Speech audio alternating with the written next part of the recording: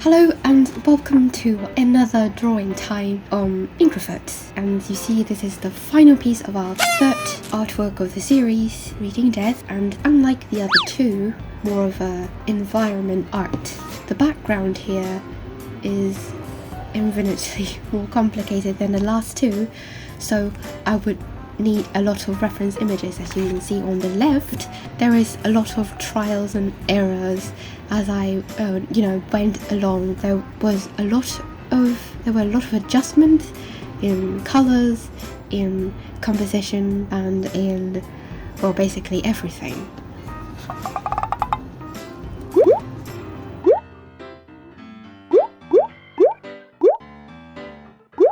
It's in the background, or we can't call it background anymore. The environment is the main quote-unquote character here.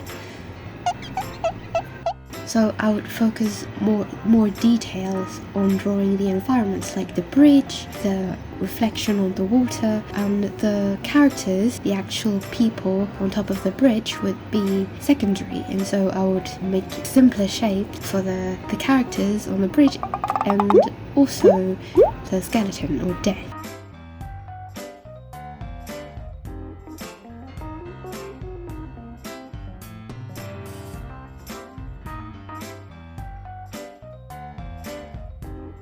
Okay, I pulled out my last drawing, the second of the Reading Death series, for reference, so that I can have a color scheme to look at.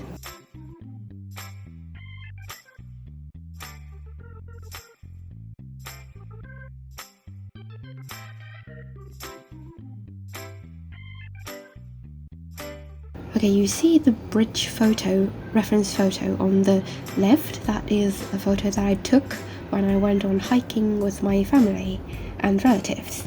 It was quite a beautiful bridge, and so I took it as an inspiration to draw this environment art.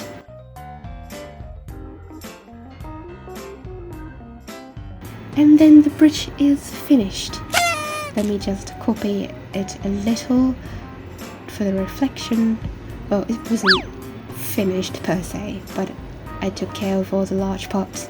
And here I was obviously looking at the climber plants. Yes, those are climbers. As you can see on the reference images, in this artwork I took a lot of reference from different artworks, so I combined different elements from different reference images I see. For example, the plants, the sky, the bridge, the building behind the bridge, and even the trees and plants. Okay, I'm drawing the reflection here. It took a bit of a while, so I'll celebrate when I finish the book.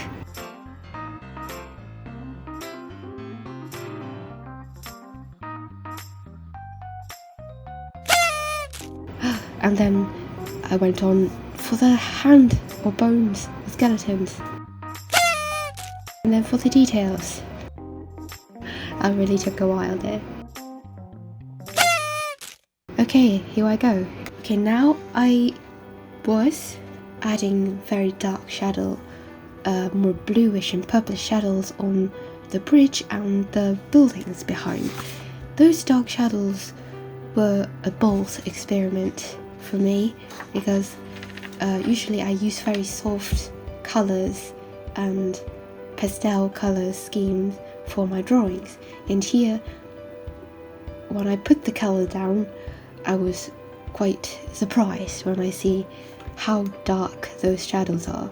But when I look at the small image of my drawing on the top right, it seems to look fine. It makes the characters pop. It makes separates the bridge and the sky pretty clearly, and so I went along with it.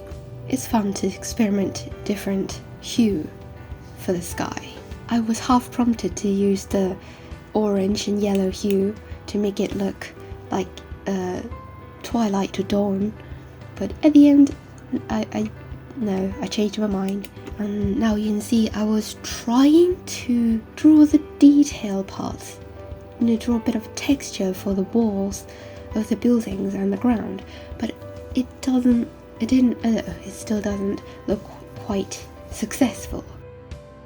And I was drawing the leaves. Draw it.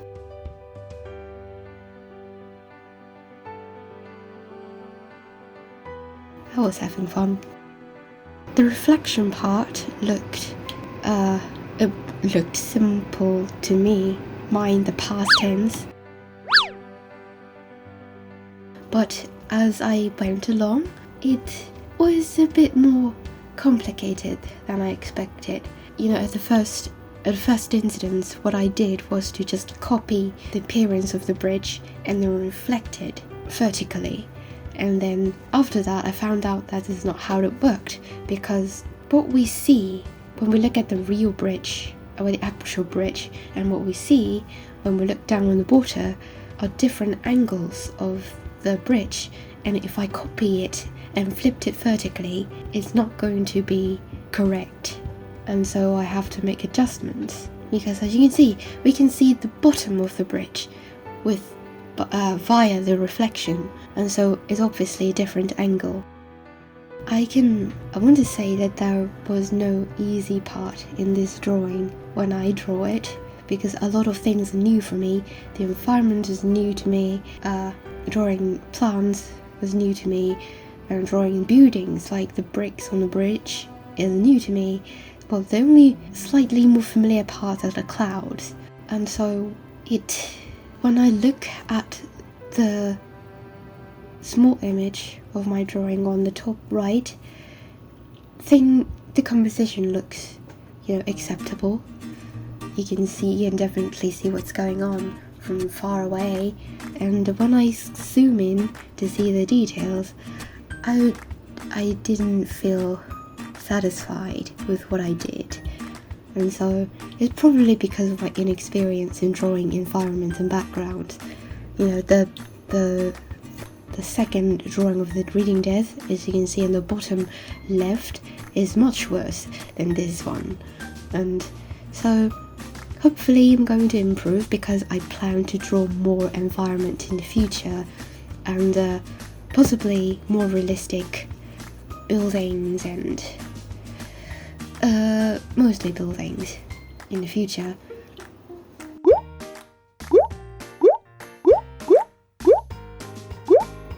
For a period of time, I tried not to use the levels adjustment or the curve adjustment for my drawings, because I want to, not rely on color adjustments for the colors.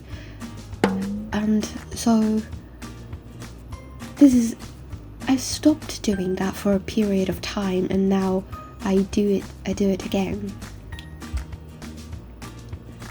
And I find it quite useful to use the outline effect, and use an extra outline effect, and then multiply layer on top of it, on top of my original drawing. And is it color burn? Oh, I used color burn, sorry about that. Anyway, to put it on top of my original drawing makes it look like more of a, how do I call it?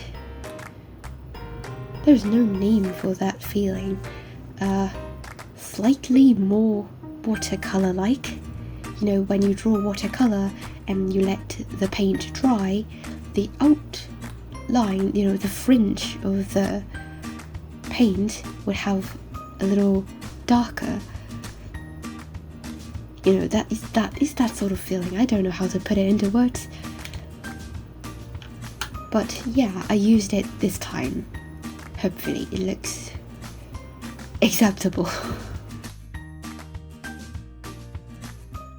And for a little touch on atmosphere, a little white dots here and there.